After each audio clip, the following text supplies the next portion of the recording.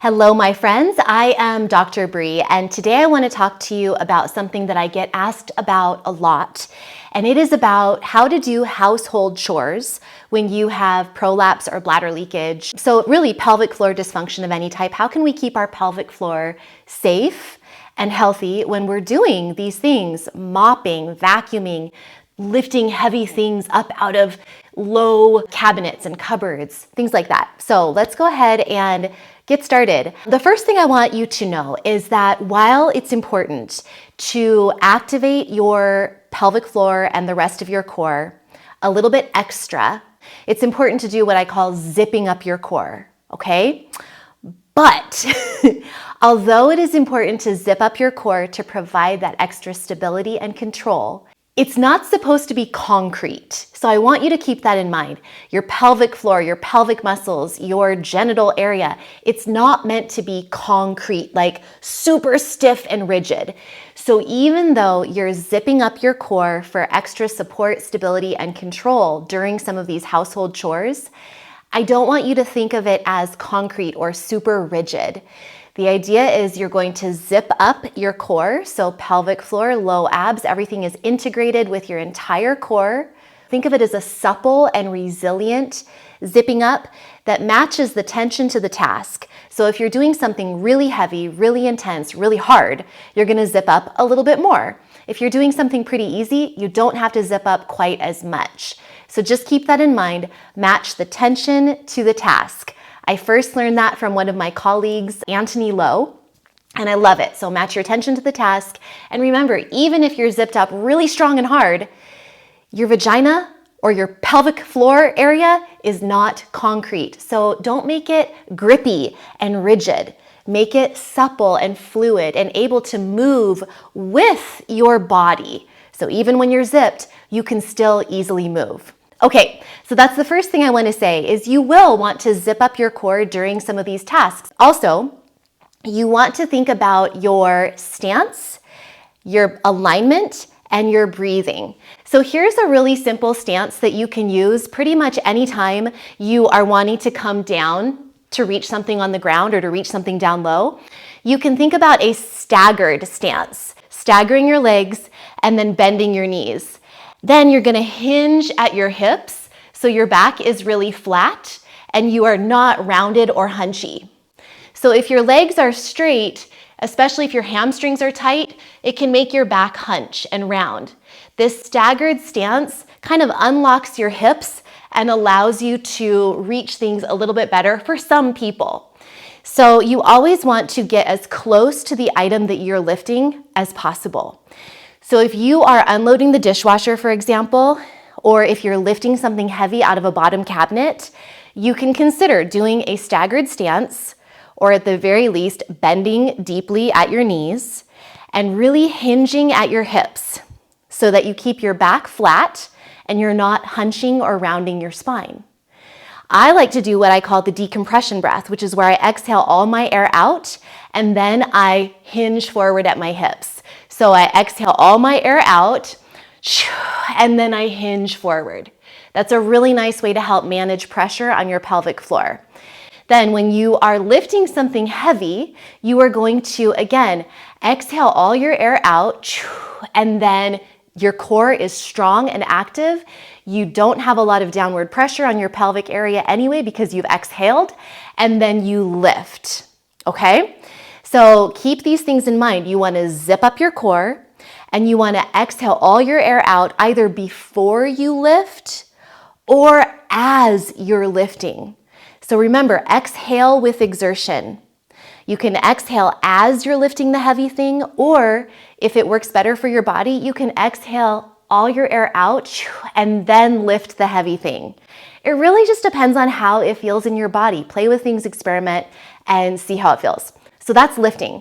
Let's talk about vacuuming and mopping and sweeping. So vacuuming, you're gonna wanna know this is a task that requires kind of like squatting, lunging, you are pushing, you are pulling, you're doing all the things when it comes to vacuuming. Vacuuming is hard work, especially if it's like a heavy, thick rug. It can be a lot. So during vacuuming, because you're really never resting, it's like you are constantly lunging, pushing, pulling, you're constantly doing these hard things. Your core needs to be somewhat zipped up most of the time. You're not necessarily going to zip, release, because that would just be kind of exhausting and annoying.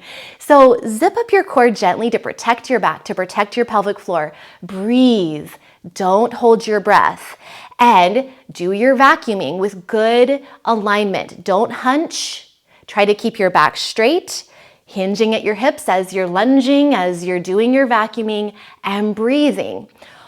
Because you were basically zipped up most of the time while you were vacuuming, you are probably going to want to rest. If you have a big house that you're vacuuming or a big area that you're vacuuming, you're going to probably want to take a break halfway through or even a third of the way through your vacuuming project. Take a little break, especially if you have significant prolapse or pelvic health issues. Take a tiny break and rest in hips up time. So just put your hips up on a couple of pillows or a yoga block and just let your pelvic floor muscles relax and rejuvenate. Let gravity help move your pelvic organs back into place. It feels so good. And it will allow your pelvic floor to recover so that then you can vacuum the rest of the house. So again, take a break halfway through or even take a couple of breaks during your vacuuming project, and definitely take some time for hips up at the end of your vacuuming project.